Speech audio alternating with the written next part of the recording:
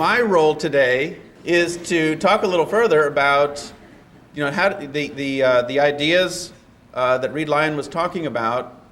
How is it done? How might schools put together those very powerful ideas, very well supported ideas about, these are not just ideas, this is really as well supported evidence about how children learn to read as you will ever see. But still, there's a big chasm between seeing how children learn, getting an idea of what are the critical prerequisites for learning to read, and actually doing this on a day-to-day basis in schools. We have been working on this problem for many years, and the main thing we've done along these lines has to do with the development and evaluation of a program called Success for All, in which we're trying to take research on effective practice, not only research on the process of learning itself and the kinds of curriculum and instruction that needs to take place in reading, but all the other stuff that has to go into effective instruction to be sure that all children are good readers from the beginning of their time in school, such as classroom management, motivation, assessment. What do you do with kids that, despite the very best of instruction, don't get it? How do you involve families? How do you solve non-academic problems that could inhibit students' learning? And so on. So in other words, getting instruction and curriculum right is necessary but not sufficient to see that every single child will succeed. And a lot of what we've tried to do is to go that next step, to understand what, to change curriculum and instruction to see, what it would take and how whole schools could be organized around the idea that every single child can and must be successful from the beginning of their time in school, and particularly can and must be successful in reading. And we can accept nothing less. As Alice Furry was saying, I'm not going to dwell at great length on Success for All as a program, but what I'm going to try to do is to talk about what we've learned about instruction, curriculum, assessment, classroom management, and so on, in the process of implementing the Success for All program with what is now 250,000 children in almost 500 schools all over the United States, with various adaptations in other countries around the world. If you want to know the details about Success for All that I'm not going to dwell on, I would suggest that after my presentation, you grab a few folks here who are world's experts on this topic. One of them is Meg Livingston. Why don't you just say hi, Meg? There. Who runs a regional training program for Success for All in California that serves this area. And the real experts, there are a number of teachers, principals, and facilitators from actual live Success for All schools, at least in Modesto, and maybe there's some others that I didn't meet, who are implementing this program right now. So if you want to know details, don't ask me, ask them, because they'll tell you the truth. So I see some of you back there. Do you want to stand up and wave if you're a Success for All school? There you go. Oh, and one over there? Okay. Where are you? Lower Lee. Lower Lake. Lower Lake. Okay. So Modesto and Lower Lake, there's schools around here. In my first thing that I need to point out with respect to Reed Lyon's presentation is that we really resemble those remarks. And not only do we, in working with Success for All, use a lot of the kinds of strategies that he's talking about, but frankly, researchers that have been following quantitative research, well done research that compares experimental and control groups on hard measures of achievement, have been finding the kinds of things he's been talking about for many years. He did not make these things up. This is something that there's been, most of the issues he's been talking about, there's been a fairly broad consensus about for several years. It's just a consensus that many in the research community and the educator community simply don't want to hear. But the fact is that I think we've known for quite a while that there needs to be a balance between systematic instruction in phonics and word attack skills, but to do that in the context of meaningful, interesting, worthwhile text. We also know that many reading comprehension strategies must be taught. They can't just be inferred, but that they can be taught, and that kids can learn to improve their comprehension strategies over and above what they can do with reading, with decoding. That there are many, many components that go into effective reading, as well as many things that we want a reader to be able to do. We want readers not only to be able to decode, but also to comprehend, to make inferences, to predict what's going to happen in stories, and as Reed Lyon was saying, most importantly, absolutely number one, to love reading. This is the most important basic skill of reading, is the love of it. But you can't love it unless you can do it. So what I'm going to try to do today then is to kind of walk through elements of effective reading programs, or including pre-reading programs from pre-kindergarten through the upper elementary grades, and to talk a little bit about how those look, what do they look like, what do they sound like, how do you put them into practice, and these are all things that are taken from our Success for All program. Okay, so what are we trying to do here?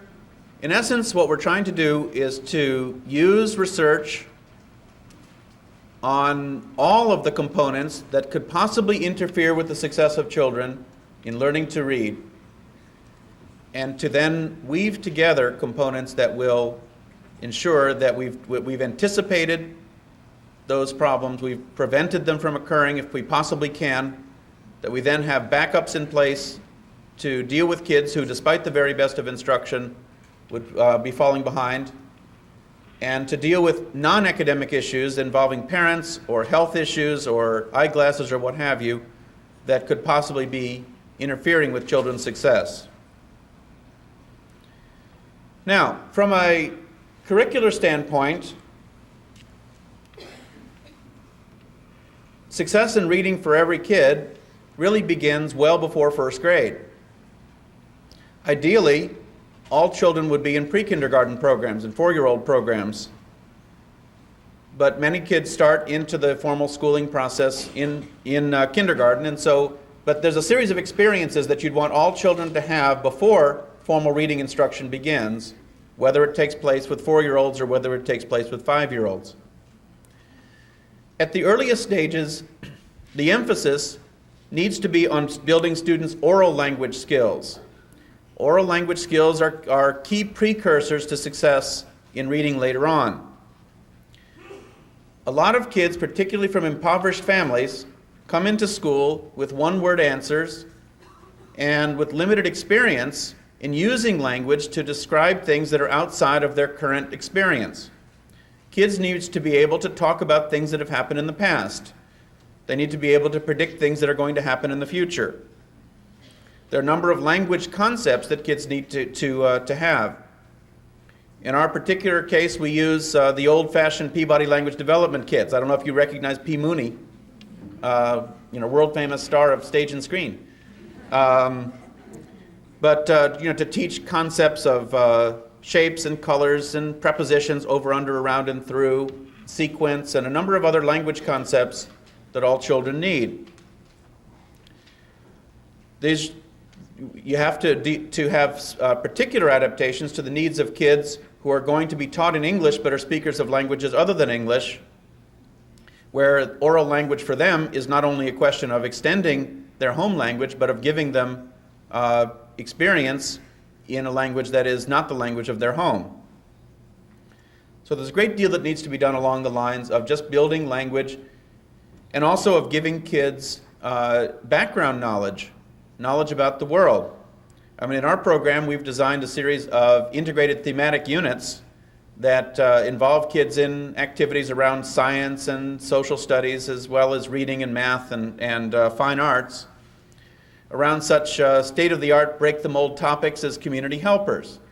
I know you've probably done community helpers, but there's a reason that community helpers is taught in most kindergartens and preschools, is to give kids insight into how the world works, how the world around them operates.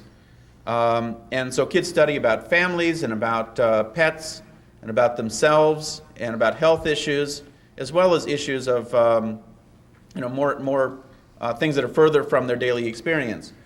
But one of the key predictors later on of success in school is background knowledge, is knowledge about the world, and this can be done in a playful way at the same time as you're building students' language skills and getting students to use language in ways that they may not have experienced at home, to describe their experiences at length and to use a wider variety of vocabulary and language structures. It's also important, before kids get into a formal reading program, for kids to do a lot of playing with language and playing with books and learning about how books work. Kids need to be read to a great deal. That's not a big surprise. Middle-class kids are typically read to an enormous amount, but this is not true of all children. It's not true of all middle-class children, and it's even less true of a lot of kids from very, very difficult lower-class families where parents just don't have the time to sit and read to their kids all the time, or just don't for whatever reason. Now, a lot of the middle-class curriculum of the home can be introduced into schools to give kids those kinds of experiences in an accelerated form. So teachers need to read to kids, but not merely to read to them, but rather to teach them to be canny, to be insightful about how books are put together. For example, we have teachers use programs in which they get kids they stop reading at a certain point and get kids to make predictions about how stories are going to come out. This is very powerful. A lot of best-loved children's stories follow a predictable pattern. Kids can learn to predict that pattern, to identify that pattern, but they do need to be taught it. So, for example, if you're teaching the Goldilocks and the Three Bears, Goldilocks comes into the bear's house and tries the porridge, and the Papa Bear's porridge is too hot, Mama Bear's is too cold, and Baby Bear's is just right. Tell me if you've heard this one before. And then she tries the chairs. They're too hard, too soft, and just right. Well, kids, what do you think the beds are going to be like? You think Papa Bear's bed's going to be too soft? I don't think so. There's a pattern here. And if you think about a lot of the best-loved children's stories that have been handed down through the ages, they have a pattern like this, and kids can learn to predict that pattern, to identify it, and this gives them an idea about how books are put together and helps them become better comprehenders later on as they read their own books. In kindergarten, it's important to then start to head more toward formal reading instruction and to teach concepts of print. Very simple things that again, a lot of kids infer by being read to a lot, but a lot of kids don't. Things like the front of the book and the back of the book, the spaces between words have meaning, that there's a one-to-one correspondence between the words you say and the words on the page. Doesn't take a lot of instruction to do this, but and kids can readily learn it. But it's just, again, one important precursor for comprehension later on. In kindergarten, then, you begin to get toward the issues that Reed Lyon was talking about, in particular, phonemic awareness. Kids need to learn, and can learn, to hear the sounds within words, to understand that words are made up of sounds, and they're sounds that the kids can identify. So kids can learn that there are 3 sounds in the word cat and 2 sounds in the word at. They can learn that if you did have the word cat and you took the C off of it, then you would have the word at. They can learn this auditorily. They don't need to look at any letters doing this, but they can learn to listen for the sounds within words. They can learn to identify those sounds, not only by hearing them, but also by saying them and then feeling what their mouths do when they make those sounds. What do their mouths and their tongues do when they make particular sounds? This is a way to help make concrete for kids both the idea that words are made up of individual sounds, as well as to help identify which sounds those are. And of course, this can all be done in a very playful way with kids, and kids love to do it, but it helps kids to build key prerequisite skills for decoding, in this case, during the kindergarten year. Kids can learn to kids love to play with sounds. You know, kids do puns of their own and play with language when they're 4, 5, and 6 years old. And so you're building on something that they already love to do and are quite proficient at, but trying to direct their attention to issues of sounds and sound blending and hearing sounds within words. Kids in kindergarten also need to learn the alphabet and to identify letters and letter sounds. Now, there's a big debate in the reading world, the beginning reading world, about the question of, do you teach the letter names or do you just teach the sounds? In some ways, the argument is that the letter names, because the letter names don't sound like the sounds in some cases, they inhibit or they cause confusion with kids. Our experience is there's not a damn thing you can do about that, because the kids are watching Sesame Street and their parents are telling them about letters, and they're going to see letter names all over the place, so you might as well go ahead and let them know the letter names. But the emphasis still needs to be on the sounds, on the pure sounds that then can be, that will be the useful way to blend into words. As kids get on in kindergarten and they're ready as a group, then you can get into more formal kind of reading instruction in which kids begin to put together these sounds around words that they're reading. In our program, we call this reading roots. And what we've tried to do is to create an appropriate balance between the direct instruction of phonics and phonetic word attack skills, but also meaningful, interesting text.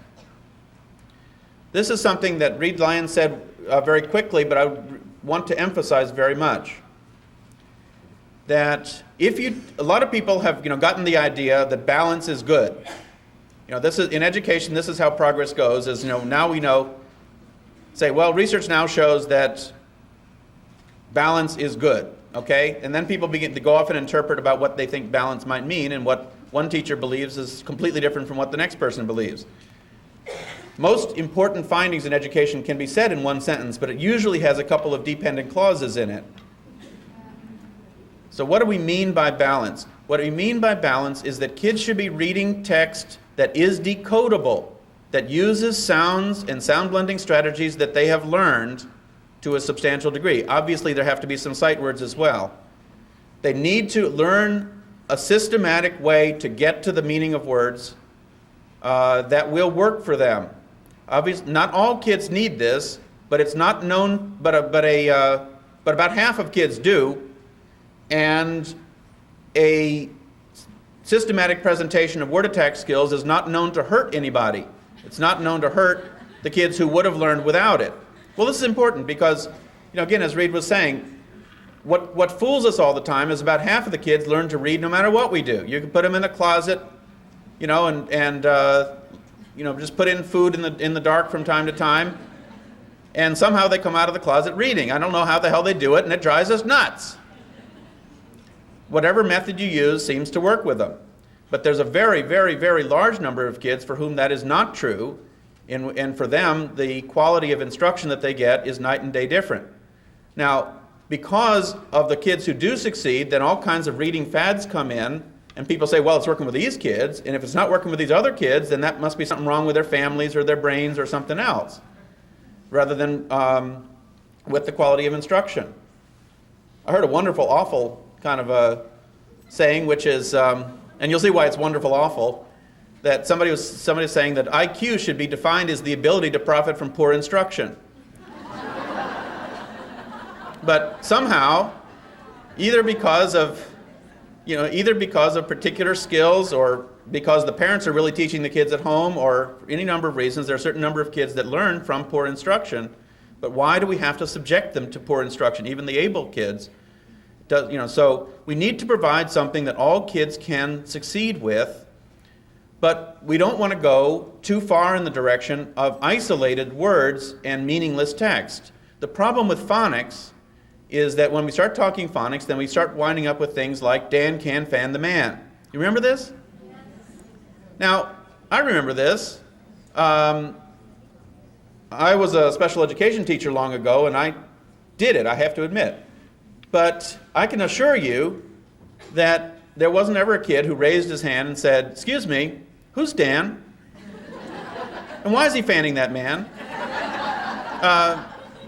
Because it wasn't supposed to be meaningful. It didn't have anything to do with anything. So the kids were just learning a trick. And the kids have got to understand what reading is for. They've got to be doing it for a real reason. And if you break back to phonics flashcards or dittos, we saw kids when we very first started looking at schools, that were and how they taught reading in the early '80s. We saw kids who never saw anything that wasn't purple. Well, that's craziness. That's absolute craziness. So you need to have a balance. You need to be teaching word attack skills in the context of meaningful and interesting text, using materials that are decodable, in which the skills that kids are getting will work in the context of things that kids are reading. What you're trying to achieve is something like what we're trying to achieve here, is a balance between the teaching of phonics and meaning, so that kids are reading for a real purpose, material that really is interesting, but they're learning step by step approaches to unlocking the reading code. Now, the way in which these materials are used in our program, or should be used in other programs, is also extremely important.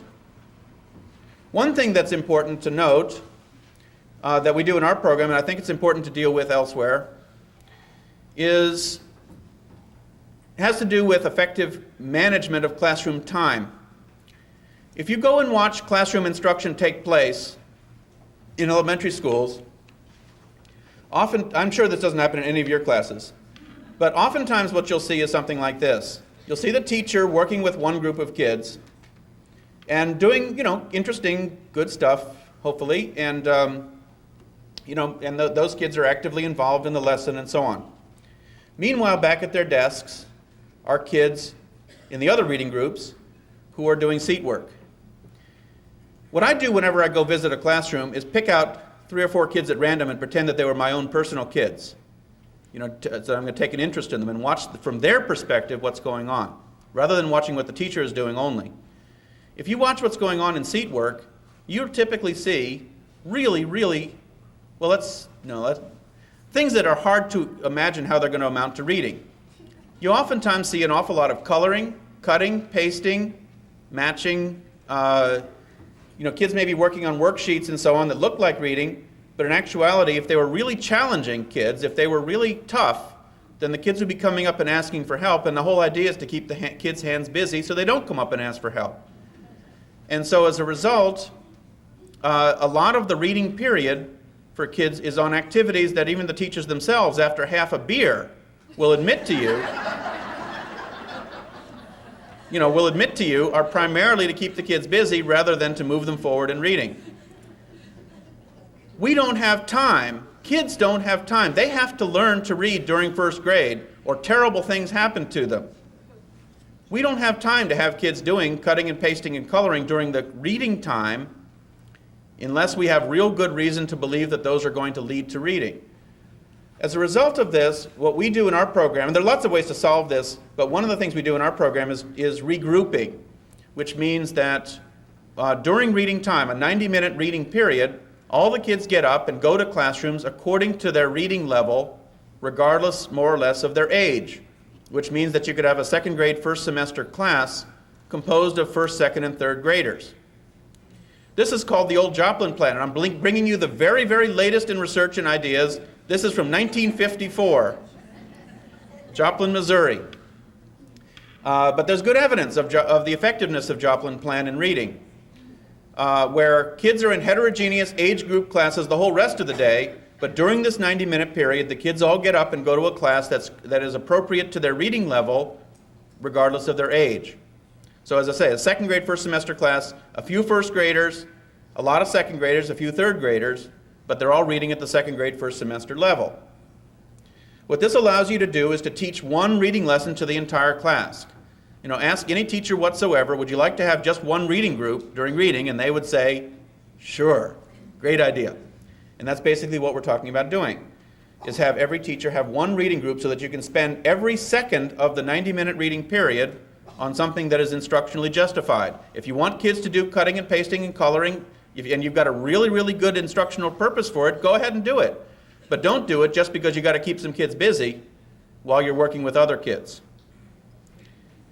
So in a sense, trying to be sure that the time is used effectively is very important in reading instruction at all levels. This also implies effective use of classroom management strategies. Now, kids in first grade in particular tend to be very highly motivated, so it's not so much, you know, kids that are bored, as you see when the kids get to be old and jaded, like in third grade. But still, there are, you know, kids are wiggly and antsy, and if you, as Groucho once said of Chico, somebody asked him, you know, is Chico honest? They said, sure, if you watch him. Well, kids are well behaved by nature if you watch them. You know, if you set up conditions in which they're likely to be well behaved. The key issue of classroom management and effective use of time is basically having kids so thoroughly engaged in activities at which they are succeeding that they don't have time to get in trouble. Effective classroom management is not discipline. In some ways, it's almost the opposite of discipline. Obviously, you have to have disciplinary strategies ready in case things go wrong, but your main effort is to make sure that things don't go wrong in the first place. So strategies like maintaining a very rapid pace of instruction, including a lot of variety in instruction, providing lots and lots of opportunities for kids to participate in lessons rather than to passively listen to you. When kids do begin to get antsy or in any kind of trouble, moving over near them without letting them interrupt your lesson. Don't stop and scream at a kid who's done something minor, because that disrupts instruction for a long time and gets a lot of other kids encouraged. Gosh, this is fun. We can make that lady scream. So simple strategies like that to make effective use of time. Again, this is a case, this and the grouping are cases in which you need to build around the good curriculum and instruction, the kinds of things that Reed Lyon was talking about. You also need to create delivery systems, in essence, that will be sure that this good stuff is actually getting into the kids' hands and therefore their minds in an effective way. We make a lot of use of partner reading. This is also something that there's some evidence on, and it's very effective. Let kids working in pairs take turns reading back and forth to each other. Any book you're using, you can do this with. You may have seen in the videotape the kids sitting where one kid's facing one way and the other kid's facing the other way, so that the kids' mouths are very close to the other kid's ears. Don't stop thinking that. That's not what I meant. You know what I mean. They don't have to shout across the table. But just, kids can take turns reading back and forth to each other. You can give kids very simple strategies for helping each other with their reading. And then kids can get lots and lots of practice reading out loud. Reading out loud is a wonderful way to build fluency.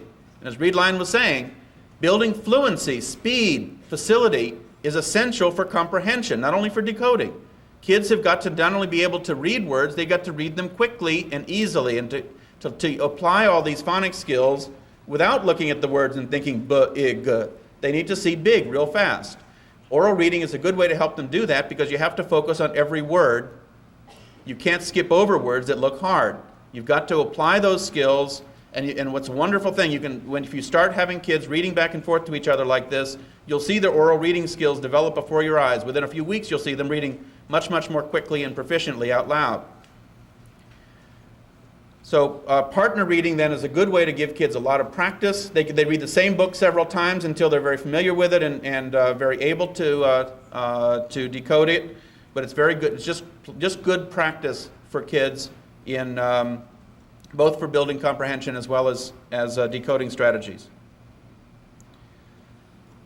Another key component of a first grade reading program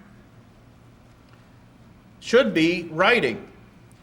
This is one of the areas in which whole language has made the greatest contribution, is the insistence on writing as the flip side of reading, and on writing using invented spelling right from the very first time kids have begun to hear about words and sound blending strategies. Kids can learn to write very early on, and it's only logical that they should do so, because they're learning all these new sounds and sound blending strategies and sight words, and they want to use them. They should get opportunities to use them and to use anything else that they can use to put, write their own thoughts, their own stories, both in terms of building of writing skills per se, as well as transfer into reading skills. So part of a first grade lesson should be opportunities for kids to do writing with invented spelling initially, and then quickly after first grade, starting to move toward writing as a skill in itself, in which you do begin to worry about spelling and punctuation and capitalization and all that kind of good stuff.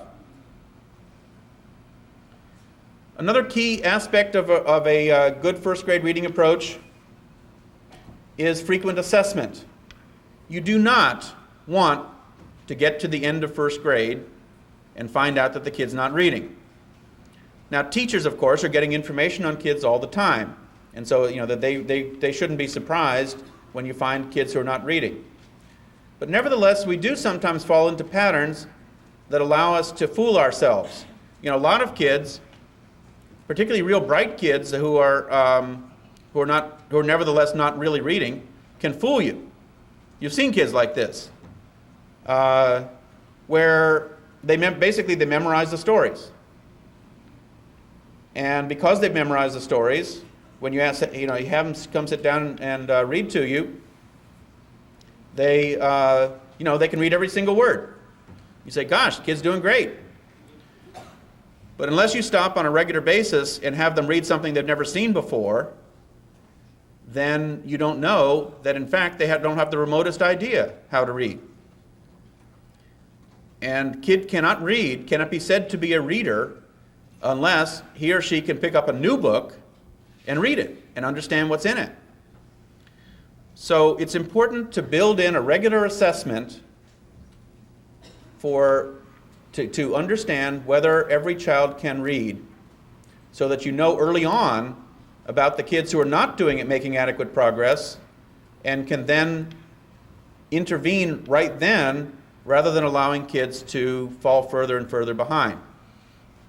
I can't tell you how many times I've heard about kids who get to the end of first grade and their teachers think they're doing okay.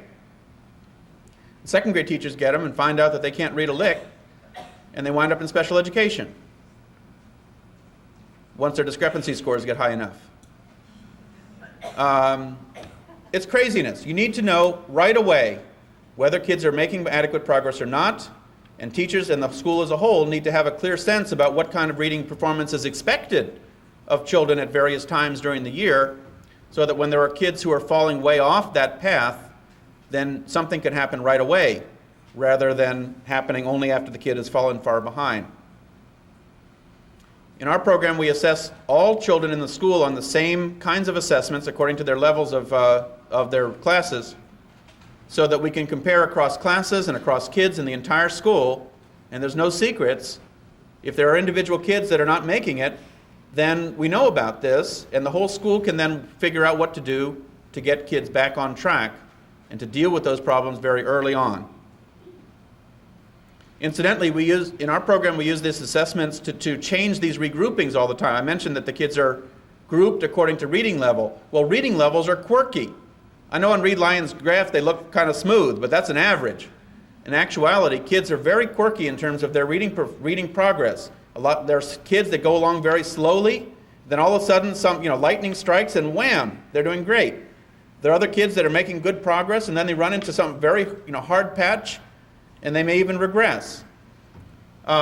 We need to be on top of how kids are performing and adapting to those quirky changes, and adapting groupings to those quirky changes. In particular, when you use something like Joplin Plan, where you're assigning kids according to reading level, you need to look at those reading levels on a frequent basis so you don't wind up with kids who get sent to a lower performing class and stuck there, despite the fact that they're now making good progress and could be challenged at a higher level. So in our program, every 8 weeks, the children are assessed, and we use that data both to accelerate kids to higher reading groups if they're capable of being accelerated, as well as to identify individual children who are not making the kind of progress they should be making, to provide them with tutoring or other kinds of services right now, right away, before those problems get any more serious. So a very, very careful assessment. That's one thing. I do a lot of work reviewing research on various instructional programs that people have tried over the years. And I think one of the most important common elements across very different kinds of approaches to school reform and to individual classroom or reform is that effective programs tend to have a very close relationship between assessment and modification of programs to the needs of children. This is not to say that they have to be individualized, but that effective programs tend to be very, very aware of how individual children are progressing and have many strategies for dealing with any problems that may be seen as early as possible. Okay, so let's now assume that we've gotten all these first grade kids to the end of first grade. They can decode nearly anything they see. They can read the gold workers of Benin. Not the goldsmiths, that was the... but they can, or stories like that. They can comprehend stories, not only the ones that they read, but also stories that are read to them. And by the way, we continue reading to children throughout the first grade and beyond, all the way up to sixth grade. You always want to be reading to kids to teach comprehension skills that are above the level of what kids can read themselves. So we always are wanting to deal with comprehension together with what kids are reading, but also ahead of what kids are able to read themselves, so that you can be developing those two skills on their own tracks. But you've got kids then who can comprehend, they can decode, their vocabulary is growing rapidly, they love reading, they're very, very proud of themselves, and even the very worst of them are well on the way towards success in reading. Now, it would be pretty neat if that could happen in the whole state of California, but it's not enough. I mean, getting kids to the end of first grade is necessary. Reading well is necessary, but not sufficient. We have plenty of evidence about kids who get special interventions during first grade and then fall behind later on because the instruction after first grade is not effective enough to keep the kids making the kind of progress that we know that they should make. So starting in second grade, then the focus needs to shift quite considerably. There is still a need to teach some phonics and word attack skills and syllabification, that kind of thing, but a lot of that winds up being taught more in spelling than in reading. The real emphasis from second grade on is in building comprehension strategies, writing, and vocabulary, and most importantly, continuing to build love of reading. So at this stage, you can use any books you like. Now you can bring in your good literature, not that you've been hiding it from the first graders, but now you can base your reading instruction on your good literature, whether it's novels or basils or anthologies or whatever you like. Kids should be reading good stories. Question is, what do you do with those good stories so that you don't get kids through that story, but you give kids generic strategies that will hold them in good stead in any story they should ever pick up. So at this stage, you need to teach kids the specific strategies, reading comprehension strategies, that will help them to understand and appreciate any kind of book. One key element of this is to teach kids that there's a trick to narratives. That if you look at narratives that kids get, there's usually what's called story grammar, story structure, where there are characters, there's a setting, there's a problem, then there's several attempted solutions to that problem, and finally the problem gets solved. kids can learn to look for that structure in books, and the process of teaching them to do so helps them to be better comprehenders. Another important element of an upper elementary program, actually that we begin in preschool but in different forms, is prediction. Kids who can predict what's going to happen in a story and justify those predictions are going to be better comprehenders.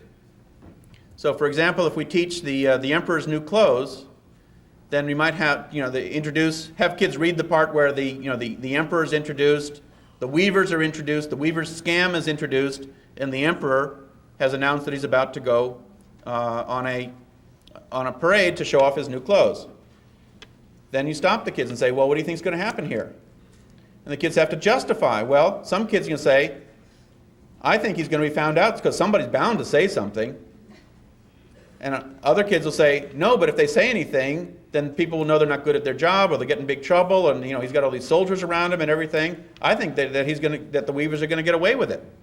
Well, the kids can have a discussion, they can argue, and they can disagree, but they need to be able to justify their positions based on what they've learned about the problem, what they've learned about the character of the king, of the emperor and the weavers, what they've learned about the setting, and so on. And that's, again, this is a teachable skill that all kids need to have, is to be able to recognize those story elements and to predict what's going to happen. Another is summarization. Kids can be taught to summarize stories and evaluate each other's summaries very readily, but it's a skill that's an important skill to help kids see. Oftentimes when you start off and you ask kids to summarize a story, they will summarize one little event in the story, something that really appealed to them. You say, well, what was this story about? Well, there was the bad guy and he beat up this other guy, okay, well, but that was just one event. There's this whole big story. The skill of summarization is a very complex, difficult skill, but it's something that kids can be taught, and when they are taught it, helps them become better comprehenders. Things like main idea and figurative language can be directly taught. Kids will not always readily infer what's the main idea. Really, really good readers and smart kids will infer what the main idea is, but most kids, this is a skill that can be taught, but they won't pick up entirely on their own. You can teach strategy. In our program, we just have a very non-rocket science kind of approach that begins with kids working in 4-member cooperative groups. And we start off with paragraphs like apple, peach, pear, banana, what's the main idea? And move up to things where the main idea is very, very complex and not at all stated and has to be inferred. Vocabulary is very important. You can teach vocabulary where kids will not only learn vocabulary words as though, memorize definitions. That's not a very useful task, but rather to take those definitions and apply them in things that they write themselves, in sentences or short essays where they use ideas. Writing has to become a very important emphasis in upper elementary grades. And we recommend the writing process models, which started right here in California, the Bay Area Writing Project, in which kids, here's the one long word, they plan, draft, revise, edit, and publish. That's all one word.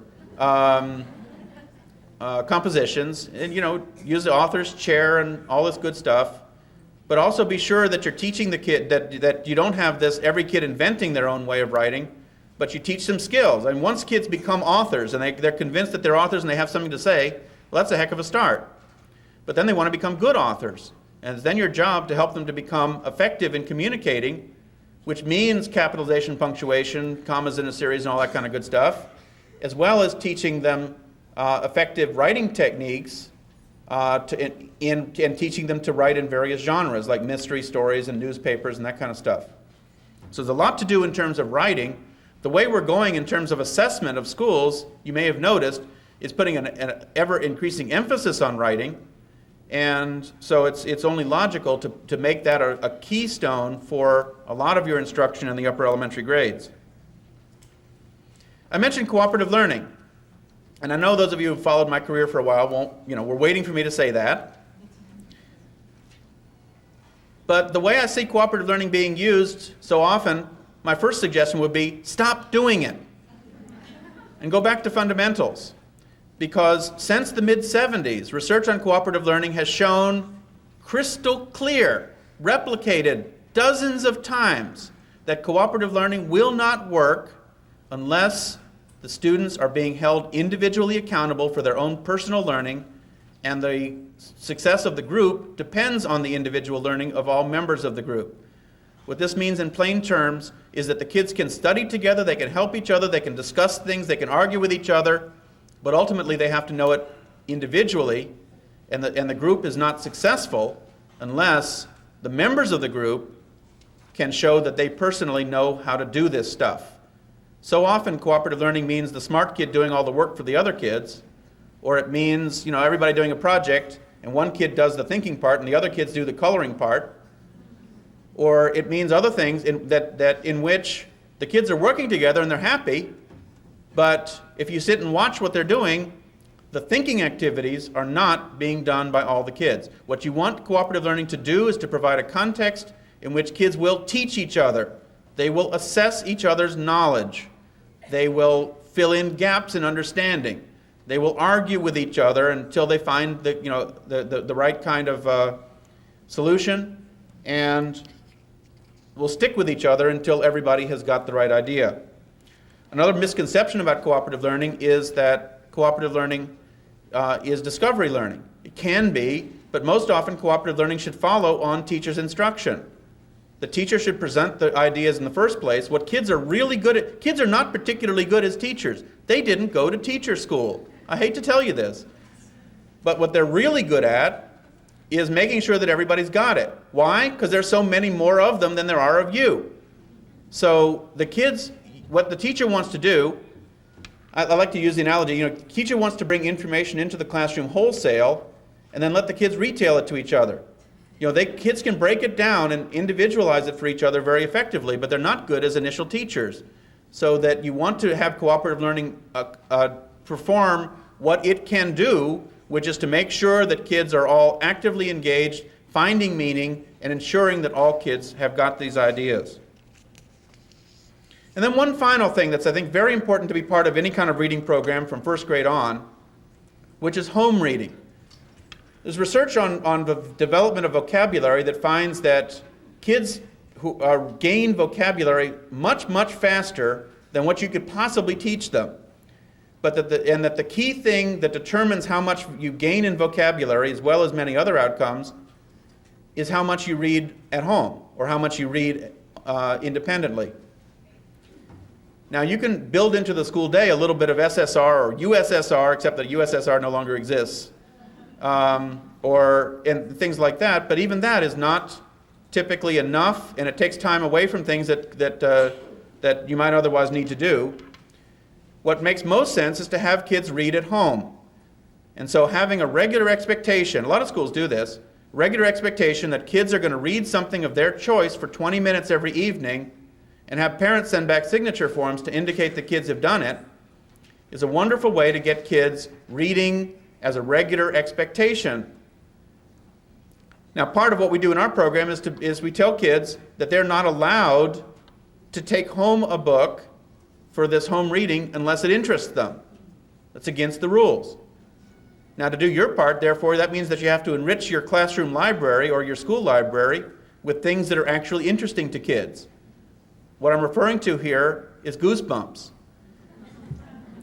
I hate to tell you this, but kids are not always delighted by Newbery Award winners. Oftentimes, they like really trashy stuff. They like trashy magazines. They like trashy... They like series stories. They love Hardy Boys and Nancy Drew and kinds of stuff like that. They like to read about really, what do they call it, toy-sploitation material, where they read about Barbie. Well, if that's what the kids want to read, then they should read that stuff. Not only that stuff, you can move them on to other things too, but I think it's important that, for a home reading program, that kids have books that are a delight to read. That's critical. Kids have got to be dying to read these books. You cannot possibly have an effective reading program in the upper elementary grades unless you've got a scuffle in the hall from time to time over Mr. Popper's Penguins. You've got to have kids dying to take these books home, and that means enriching the set of books It means giving the kids free choice among books. It means trying to be sure that kids are taking home books that really do interest them, and then giving kids opportunities to share their reading in a reading club back in the school. So, there's a lot to do in terms of having all children read. Adopting a better basal is not going to do it. It's maybe necessary, but it's not sufficient. Having a balance between phonics and meaning is necessary, but it's not sufficient. Having more frequent assessment of children's progress is necessary, but it's not sufficient. Having one-to-one tutoring for kids who are having difficulty is necessary, but it's not sufficient. You need to have a comprehensive plan about how every kid entering the kindergarten is going to be a successful reader when they leave you in 5th or 6th grade. A plan that anticipates problems, but does not anticipate failures. That anticipates that there are some kids who are going to need different kinds of instruction, or more instruction, or additional assistance, or other kinds of approaches, but does not allow for the possibility that there are kids you're going to give up on. If you follow children, and I'm sure you've all had this experience, follow children over time, success in reading in the early grades is by far the biggest indicator, the biggest predictor of how kids are going to do throughout school and therefore throughout life. To allow a single child to fall behind in this critical skill in the early grades is criminal. It's not to be tolerated. And I think we're gaining over time more and more confidence from good research, like what Reed Lyon was talking about and other research that's going on about the effective teaching of reading, that almost every kid can be successful, and if we know that to be the case, then we can settle for no less. Thank you.